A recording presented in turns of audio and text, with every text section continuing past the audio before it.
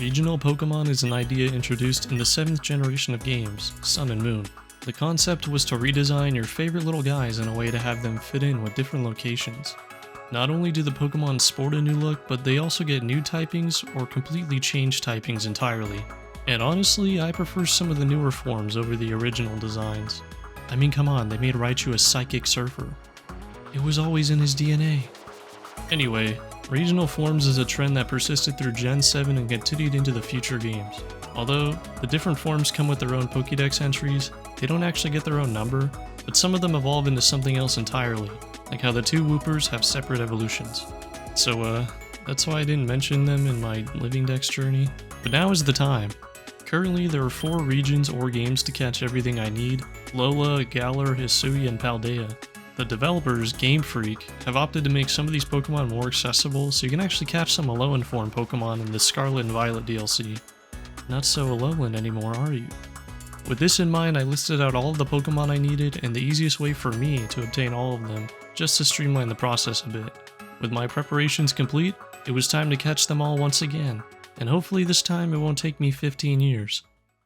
After organizing my plans, I found that 17 of the Pokemon I needed could be caught in Violet, so that was the first stop. On the list is Alolan Sandshrew and Sandslash. Luckily, a bunch of Sandshrew are just chilling on the mountain, and it's really easy to just jump them and take them home with you. You can't find Sandslash in the wild, so I was going to need to catch another Sandshrew and evolve them using an Ice Stone. But when I made a quick search through my bag, I saw I didn't have an Ice Stone. I googled it and learned you can get one by doing the Slope Run minigame. I drifted my Future Lizard down a hill a couple times and got my hands on exactly what I needed. Now it was time to give my mouse friend his little stone. I opened up my bag and realized that I'm an idiot because I already had 6 of them. Whatever. Now we have Sandslash. I wish he was good, but he has 3 weaknesses, and 2 of them, he is quad weak to, so sadly he is not on the team. Up next is Alolan Diglett and Dugtrio. You can find both of these in a cave out in the wild, so it was pretty easy. These Pokemon received a very simple but funny change of growing out hair. Nothing too crazy. But then I noticed their type change and I realized that Goldilocks here has hair of steel. After my realizations, it's now time for Alolan Geodude. I wish I had something funny to say about the floating rock, but catching and evolving this guy is about the same as a regular Geodude. You level it up for Graveler and then trade for Golem. In the DLC, they start out pretty strong already, so I just slipped them a little performance-enhancing candy to make them evolve. Alolan Grimer and Muck followed the same pattern of just hanging out outside, so they were quick to join the adventure. Alolan Exeggutor was resisting the Quick Ball and tried to set up on me with Leech Seed, but he couldn't resist the Ultra Ball. The main difference between this one and the original is it grew 29 feet and also became a dragon. I don't know which part is more impressive, but very cool and epic all around. On the same island also lives Galarian Slowpoke, who much like its original, also has a branching evolution path. The evolution is pretty simple, just being an item, but simple doesn't always mean fast. On the beach you can pick up some sticks, which you can then give to an NPC to have your sticks turn into a Galarica cuff or a wreath. 8 twigs for the cuff and 15 for the wreath. Okay, cool, I'll just go pick up some more sticks. Oh, never mind, they're all gone. As far as I know, they only spawn in the area with the Slowpoke, and if you don't pick up enough, then you have to wait for them to respawn. I looked it up and read that it takes about half an hour for them to reappear. But that's okay, because I still had a few more Pokemon I needed to catch in the meantime. Now we're on to the Paldean forms, the region the base game actually takes place in. There's only 4, and 3 of them are just Tauros. But we're gonna start off with the outlier, everyone's favorite smiling friend Whooper. You can find them pretty early into the game, so this was no problem at all. Believe it or not, when I first played this game, I actually decided I wanted to add Clodsire to my team, so I ran over and the first one I encountered ended up being shiny, and he's been on the team ever since. With that out of the way, it was time for Tauros. Paldean Tauros actually has 3 different forms: regular Paldean, then Blaze Breed, and Aqua Breed. The regular Paldean is easy enough to find as it's the most common, but of course Blaze and Aqua are version exclusives. On Violet, I have access to the Aqua Breed, so I ran around not finding shit until I read online that the special ones are rare, and are usually in packs, so now I know what to look for. With this new knowledge, it wasn't long until I found one, but I don't own Scarlet, so there's a pretty obvious issue. I think the only solution that's fair is to catch another Aqua, then trade it on the GTS for a Blaze Breed. Well, I just caught one, how hard could it be to catch another? I got sick of wasting my time and ran to the city to eat a meal that increases the appearance of water-type Pokemon. And of course, the first pack of Tauros I encountered had the Aqua breed.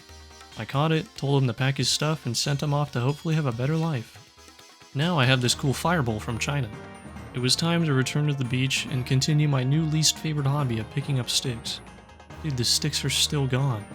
I wasn't gonna wait around, so I set my switch clock ahead an hour and wow, the sticks magically reappeared. Now with the cuff and wreath, I evolved my small army into a bro and a king, and that's all there was to Pokemon Violet. The next 17 Pokemon would be found in Legends Arceus. I was ready to jump right in and catch everything I needed, but would you believe me if I told you I reset my save data a while ago with the intention of replaying the game? Well, one whole day of powering through the game and I was now far enough to be able to do what I wanted. This game introduced Hisuian form Pokemon and also gave it to all of the starters' final evolutions. Fortunately, resetting or trading for the starters isn't a problem in this game. You see, after completing the main story, you can receive the other 2 starter Pokemon you didn't select from the professor. I put them in my party just to level and had them enjoy the ride. Moving on to catching, Hisuian Growlithe isn't super common, but you can find a few at the top of the hill, and goddamn they made him so cute. I caught 2 of them and all I needed to do was slap a Firestone on one of them to have it evolve. Down in the water was Quillfish. I only needed one because Overquill has its own entry that I've already gone through the trouble of doing. This one just hangs out in the water, so it's nothing too crazy. I think it's funny and tragic how the Hisuian one can evolve and the regular one can't. It's just a normal looking pufferfish, but it's also a Pokemon. Anyway, there was one more Pokemon in the water I needed, Basculin. It's actually not called Hisuian Basculin, but on the wiki it technically counts as one because it has a white stripe. Look, I don't make the rules, I just follow them. It wasn't long before I found 2 of them, but those bastards decided they were too good for me and swam away. Eventually, one of them looked at me with open arms and got in the ball like a real champ. Thanks, buddy. I went to the next area and was on the search to find Hisuian Voltorb and Electrode. You want to sneak up on them to reduce the risk of them bombing you, so I head out in the bushes and snipe 2 of them. I eventually had to use a Leaf Stone to evolve one of them. Up next, Hisuian Lilligant was pretty much the same thing. Caught it and gave it a stone, GG next. In the snow area, Hisuian Sneasel and Avalugg just hang out outside, so I appreciate them making it easy for me. I ran over to catch a Rufflet to eventually evolve it into a Braviary, and all you have to do is level it up. So he was now hanging out with the other starters. But could we take a second to talk about how badass shiny Braviary looks? I'm gonna have to put that on my shiny hunt to-do list. Zorda is also in this area but hides out in caves, so after collecting a pair of those, all I had to do was a task meant for true gamers. Grinding for XP. So exciting. The last 2 Pokemon in the game are Sliggoo and Goodra. They both hang out at the top of this mountain, and after having a nice normal conversation, I convinced them to join my team. I evolved the remaining Pokemon and finished everything for this game. Now it's time to load up Pokemon Sword and catch the remaining 13 Pokemon waiting for me here. It didn't take long to track down Galarian Meowth, and it knew its destiny and tried to run at me from the other side of the fence. Found Farfetch'd, and although it was a bit hesitant at first, it knew it was for a good cause. Honestly, a lot of these Pokemon just kind of wait outside waiting to be caught, and I'm not going to try and make it sound crazier than it is, so just know I ended up catching all of the Pokemon you were looking at. But searching for Darumaka was taking longer than I thought it would. I looked into it a bit further and saw it has a 5 to 10% spawn rate without curry, so my trainer spent a good half an hour freezing his ass off trying to find these 2. I caught one and it took another 10 minutes to find the second one. But my trainer wasn't fucking around with this second one and immediately threw a critical capture. I used one of my 17 Ice Stones and now had Darmanitan. All that was left here is Galarian Corsola, Ponyta, and Rapidash. And at this point, you probably know that they're Shield exclusives. I had a Corsola from my living deck, so the plan was to just hatch a Corsola. And then, back when the game first came out, my friend traded me a Galarian Ponyta, so I had one of those ready too. I got the eggs together and eventually hatched the remaining Pokemon and evolved one of the Ponyta into Rapidash. It feels like the Pokemon version of Stolen Valor when the original Ponyta doesn't have my OT, but when the eggs hatch, these ones do. But we're just gonna move past that. The second DLC for these games, the Crown Tundra, actually has Galarian versions of the original Bird Trio. I can't catch them again since it's a once a playthrough thing, but I already put in the work and it just happened to be a couple years ago. So including those, I now have all of the Galarian Pokemon, and that leaves one game left. It's time to play Pokemon Ultra Sun once again. Not gonna lie, I wanted to minimize my time playing this game since the blown up graphics on a bigger screen look pretty ass. I'm playing on an actual 3DS as well, so I can't just make it look better either. The first Pokemon I needed was Rattata and Raticate. They're pretty easy to find once again because they're Route 1 Pokemon. I also came across this Pichu, and since I needed Alolan and Raichu, this little one is coming along. I was playing the game towards the evening, which was conveniently good for me, as some of the Pokemon only evolve at night. I flew to the mountains to catch Alolan and Vulpix, which has a pretty low spawn rate, but that was something I was used to at this point. I know a lot of these Pokemon needed stones to evolve, but this is the third time I've needed to mention using an Ice Stone. Cubone and Meowth were as simple as showing up at the location and throwing Pokeballs at them, and Cubone only needs to hit level 28 at night to evolve, but Meowth needs 220 in Friendship, but Pichu was already holding the Soothe Bell, so this one had to wait its turn. Pichu eventually made it to the totally awesome Surfer Raichu, and oh yeah, Cubone evolved too. Alolan Persian was all that was left, but because it wasn't holding the Soothe Bell earlier, I had to do plenty more grinding.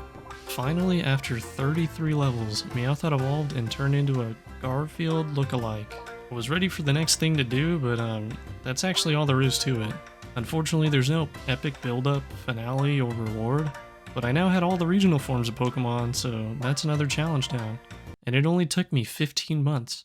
Just kidding, it was like a day. Thanks for watching the video. If you enjoyed it, I hope you consider liking and subscribing. I know this isn't the hardest challenge of all time, but I thought it was fun and somewhat interesting to do. But again, thanks for watching, and I hope you stick around for the next one.